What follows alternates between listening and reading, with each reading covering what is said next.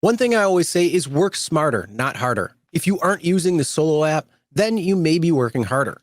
So let's change that. Download the app, link your accounts where you can manage your income, track your expenses, and project your taxes.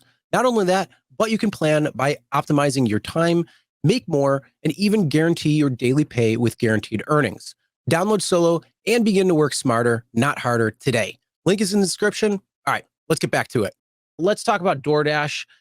When you get deactivated, they're actually making their deactivation appeal process more streamlined. So that could be better for drivers who were deactivated when it comes down to it. So Sergio, what's your thoughts on this one? This is, DoorDash following the rideshare companies now, right? I mean, there has definitely been an improvement in me getting emails saying I got deactivated.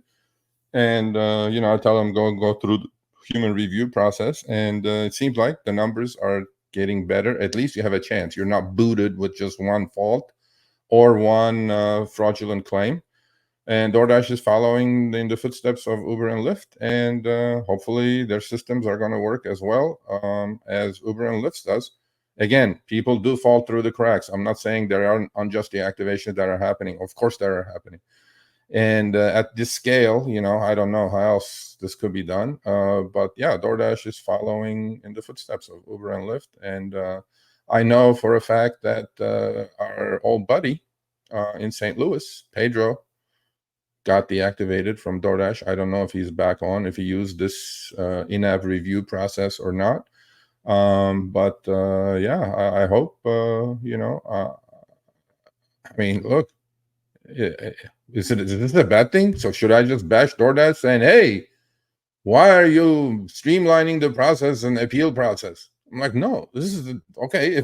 Look, it could be all hocus pocus. I don't know. But if you go through a deactivation process, and I know for a fact that in-app reviews have gotten better for rideshare, and hopefully DoorDash is doing exactly what the other two are doing. And well, I think the other aspect too is the ones that provide reports saying that their deliveries are missing are going to have to do the PIN code now.